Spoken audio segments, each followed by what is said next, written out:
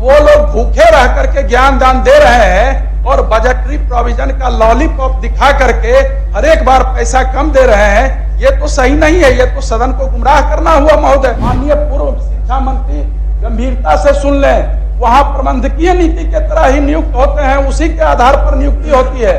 क्यों नहीं इनको वेतन संरचना दिया जा सकता है?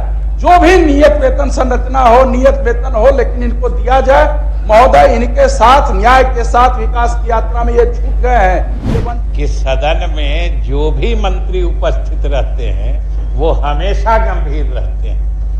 आप किसी मंत्री को गंभीर रहने के लिए कह रहे हैं, मंत्री सरकार हमेशा गंभीर रहती है। ये सब महोदय, ये सब बात समझनी चाहिए। ये बीच में किसी के आपको अनावश्यक किसी की गंभीरता पर प्रश्न नहीं लगाना चाहिए, वरना आपकी गंभीरता पर प्रश्न चिन्ह लग जाएगा। ठीक ठीक।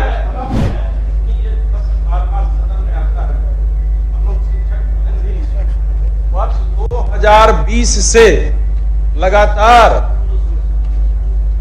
2.5 अरब रुपये दिया जाता है, 2.5 अरब रुपये दिया जाता है, जबकि लगभग 25 से 30 अरब रुपये बनते हैं डिग्री और इंटर और माध्यमिक विद्यालयों के अनुदान परीक्षा फल आधारित जो होते हैं। अभी भी मैं बता रहा हूं, जो बजटरी प्रोविजन किया गया है उसमें भी वही किया गया है और पीछे के ही पैसे को ले करके फिर आगे किया जाता है। ये 2.49 अरब 2020 से चला रहा है। जिस समय कोरोना काल था उस समय 842 करोड़ दिया गया था और इस तरह से 7-7 वर्षों का परीक्षा फल आधारित वेतनानुदान बकाया है। तो क्या यही उत्तर पढ़ करके या इसी उत्तर को लेकर के शिक्षक और शिक्षकेतर कर्मी संतुष्ट होंगे या हम शिक्षक प्रतिनिधि संतुष्ट होंगे? महोदय, जो पदाधिकारी वहां वित्त रहित कोषांग में होना चाहिए वो एक लिपिक के भरोसे है। माननीय मंत्री महोदय, आपके यहाँ पदाधिकारी इसके निमित्त हैं, लेकिन उसके लिए लिपिक कार्य करते हैं और यही कारण है जो कि इस पर ध्यान नहीं जाता है और वो जैसे मन तैसे बना करके आगे प्रस्ताव बढ़ाते हैं। इधर भी कुछ दिनों पहले 12.5 अरब रुपये का प्रस्ताव गया था लोक वित्त समिति में, जिसको कैबिनेट जाना था, लेकिन उसको भी काट करके आधा करके कहा गया लाने के लिए। तो महोदय, ये तो सुरसा की तरह बकाया वेतनानुदान बढ़ता जा रहा है और ऐसी स्थिति में आज जो बधाई सदन दे रहा था पूरा, आपको आश्चर्य होगा सभापति महोदय, उसमें ऐसे भी वित्त रहित और वित्त अनुदानित संस्थान के छात्र हैं जिन्होंने 1 to 10 में अपना स्थान पाया है। तो वो लोग भूखे रह करके ज्ञान दान दे रहे हैं और बजटरी प्रोविजन का लॉलीपॉप दिखा करके हर एक बार पैसा कम दे रहे हैं। ये तो सही नहीं है, ये तो सदन को गुमराह करना हुआ महोदय। इस उत्तर से कतई संतुष्ट नहीं हूं। और महोदय, वेतन संरचना की बात कही गई है। माननीय पूर्व शिक्षा मंत्री बैठे हुए हैं, उस दिन उन्होंने कहा इस तरह का कोई प्रावधान नहीं है। नहीं महोदय, मैं कहना चाहता हूं अभी भी राज्य में मदरसा, संस्कृत और अल्पसंख्यक विद्यालयों को माननीय पूर्व शिक्षा मंत्री गंभीरता से सुन लें, वहां प्रबंधकीय नीति के तरह ही नियुक्त होते हैं, उसी के आधार पर नियुक्ति होती है और उनको वेतनमान मिलता है। क्यों नहीं इनको वेतन संरचना दिया जा सकता है?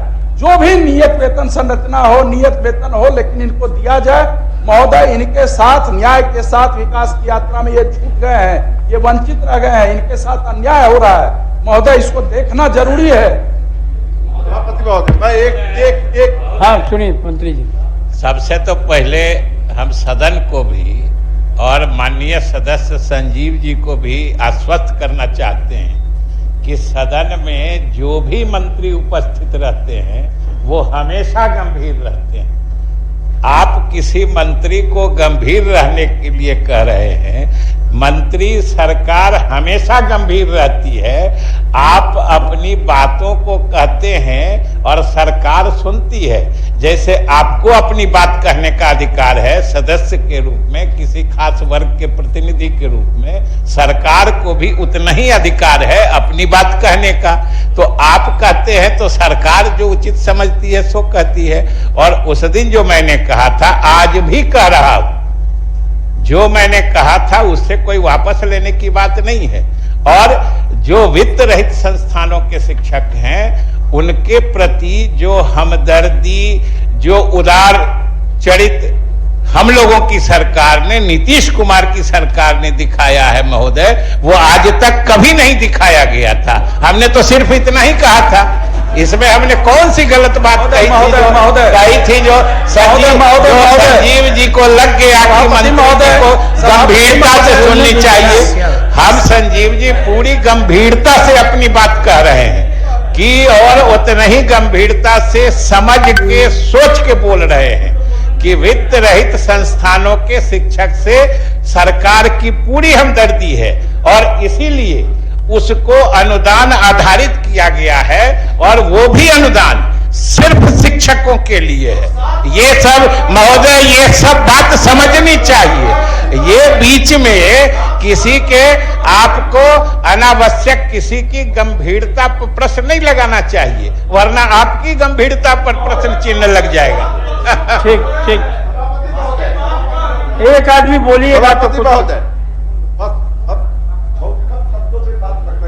कम शब्दों में तो आप लोग रख ही नहीं सकते। नेताजी सुभाष मेडिकल कॉलेज एवं हॉस्पिटल का ऑर्थोपीडिक विभाग बिहार के सर्वश्रेष्ठ ऑर्थोपीडिक विभागों में से एक है, जहां दुर्घटना या अन्य कारणों से फ्रैक्चर के मामलों का नवीनतम तकनीक से इलाज की सुविधा उपलब्ध है। NSMCH, अम्हारा, बिहटा, पटना।